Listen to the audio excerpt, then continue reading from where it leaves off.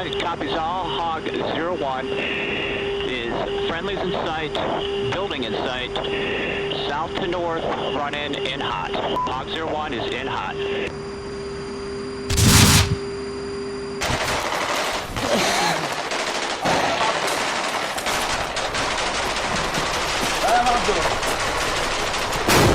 This wasn't a patrol. This was a one-way mission into a Taliban-controlled ghost town, a place so dangerous even Afghan forces refused to enter it.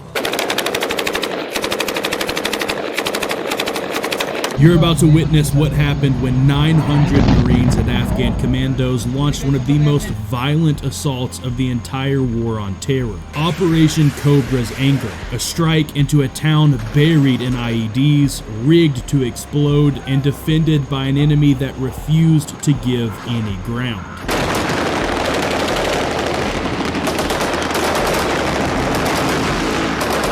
In the next few minutes, you'll see the real footage from inside the fight. You'll see how the Marines pushed street by street, house by house, through snipers, traps, and ambushes, and took the fight straight to the enemy. The first boots hit the ground just before sunrise. Dust whipped off the CH-53 rotors as squads of U.S. Marines stormed into the dark.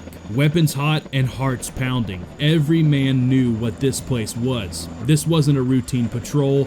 This was Nazad, a town so dangerous, so riddled with IEDs, that even Afghan forces refused to enter it. A place where Marines didn't just fear the enemy, they feared the ground itself. For 2 years, the Taliban had turned Nazad into a fortress of traps. Homes were rigged to explode, courtyards became kill zones, every corner could take your legs, and every step could end your life. And now these Marines were ordered to take it back. This mission was called Operation Cobra's Anger, and it would be one of the most aggressive assaults of the entire Afghan war. 900 Marines, Afghan commandos, and Navy EOD techs supported by drones, mortars, and airstrikes, all converging on one Taliban stronghold in the mountains of Helmand. This wasn't some sprawling month-long campaign, it was one violent morning, one coordinated insertion, and one decisive push. The plan was simple in theory but brutal in execution. Hit fast,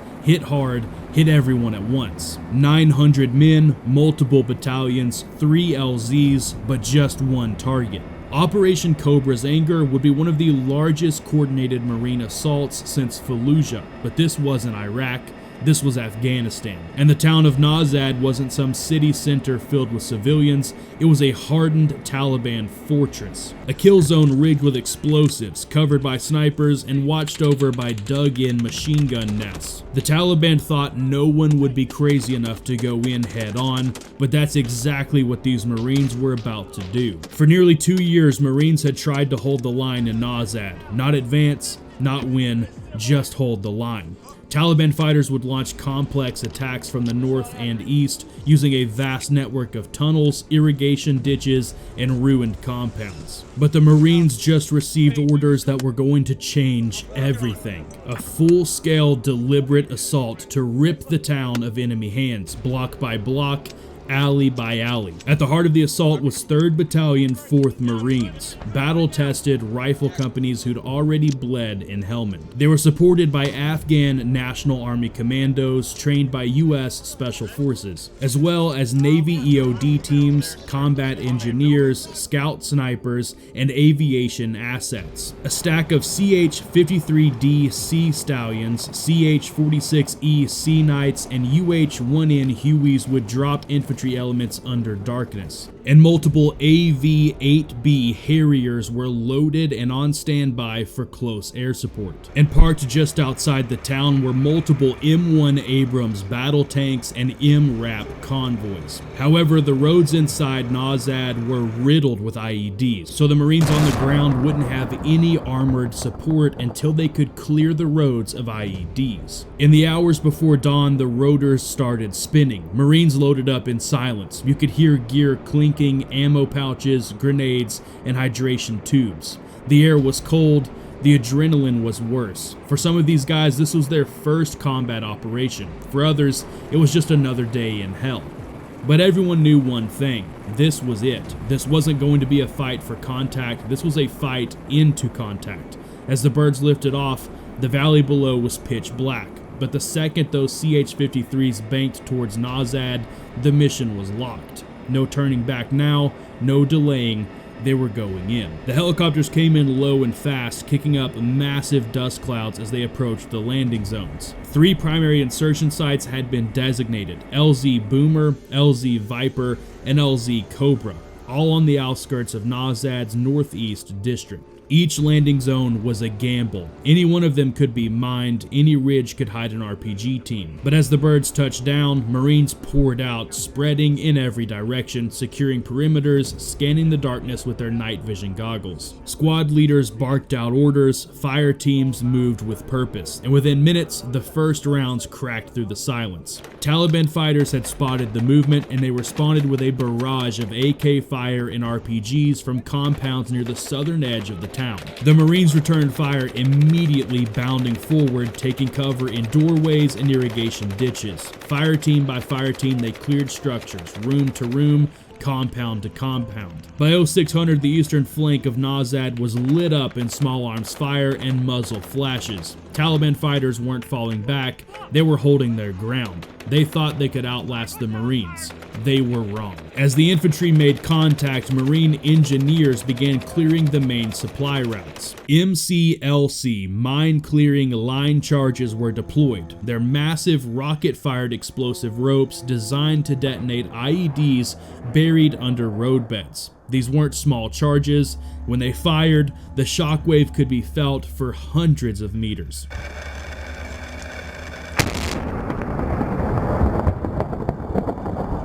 Once the path was clear, M1 Abrams tanks rolled in, their turbine engines roaring, ready to crush walls and level fortified positions. Meanwhile, overhead, AV-8B Harriers circled like hawks. Forward air controllers called in precision strikes on Taliban strongpoints. One 2-story building used as a sniper nest was leveled by a JDAM within minutes.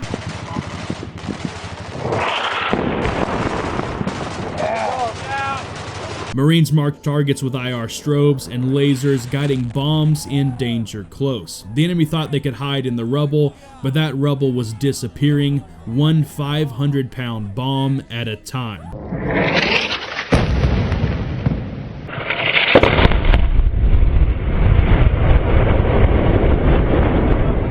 By late morning, the Marines had gained a foothold inside Nazad proper. The eastern edge of the town was now under U.S. control. Taliban fighters began retreating deeper into the southern compounds, leaving behind booby traps and bodies. The operation was only hours old, but it was already clear. This wasn't going to be a fair fight. The Marines had come in with everything they had, and they weren't leaving until the job was done. By midday, the outer perimeter was secured, but the real fight was just beginning. Because pushing into Nazad wasn't like sweeping through a neighborhood, it was like navigating a minefield with a rifle in your hand and death under your boots. The Taliban hadn't just dug in, they had rigged the entire town to kill whoever came next. Every door, every staircase, every pile of rubber, it was all suspect, and that's exactly where the Marines were headed. Nazad's narrow alleys forced squads to break formation. Fire teams peeled off in 2s and 3s, leapfrogging past each other, clearing each structure methodically. They weren't just looking for fighters, they were looking for wires, pressure plates, trapdoors, and dead space.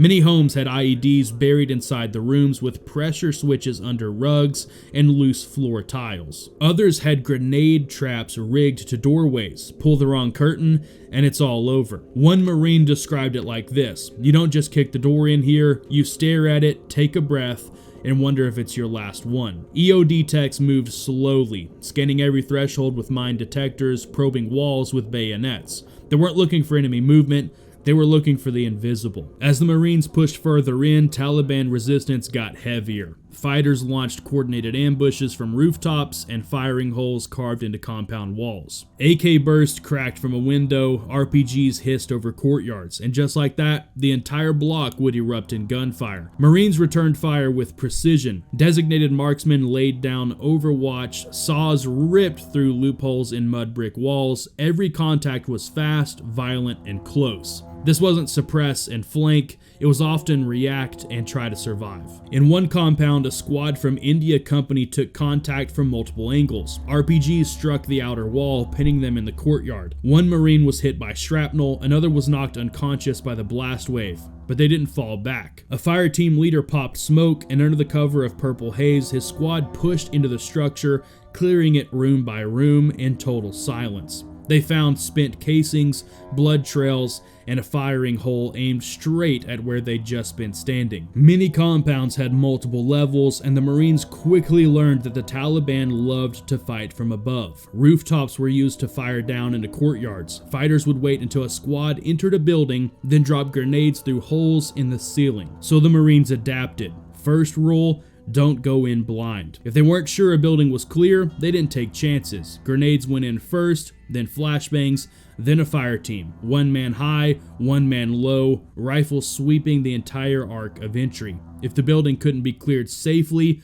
they leveled it. Combat engineers placed demo charges on load-bearing walls, backing off as controlled demolitions flattened enemy strongpoints. The Taliban weren't just losing fighters, they were losing ground. And fast. Marines marked cleared compounds with spray paint, a system of symbols and colors to let follow-on units know what had been searched and what was still hot, and where they'd taken fire. In some blocks, Taliban fighters had buried entire belts of IEDs, a daisy chain of death waiting for someone to make a wrong step. EOD techs neutralized what they could, but in many cases the safest path forward was through the walls, not the doors. So Marines breached through compounds. They used shotguns, sledgehammers, explosives, anything to avoid predictable entry points. One Marine said it best: "If the Taliban expects us to come through the front, we'll give them a back wall surprise." As the sun began to fall, so did Taliban resistance. Fighters began to withdraw south and east, fleeing under cover of darkness or trying to blend into surrounding villages. But the Marines weren't done. They established fighting positions in every cleared block, set up observation posts, and marked landing zones for resupply birds. The town wasn't just being cleared, it was being taken. And for the first time in over 2 years, American boots were standing in the heart of Nazad, not just passing through it. By the second day, the shooting had mostly stopped. Taliban resistance was broken. Their fighters were dead, wounded, or on the run. But Nazad wasn't quiet, not yet. Because even after the last enemy fighter disappeared, the town itself was still trying to kill the Marines who had taken it. The buildings were wired, the roads were mined. The Marines hadn't just walked into a firefight, they'd walked into a city-sized bomb. One compound cleared by India Company had 8 separate IEDs rigged inside a single courtyard. Tripwires were strung through doorways, toy dolls were wired to explode, even the dead were trapped. Some fighters booby-trapped their own bodies before dying. It was psychological warfare, and it worked. While rifle squads continued to sweep and secure the area, the real heavy lifting fell to EOD teams and combat engineers. These guys weren't just brave, they were surgical.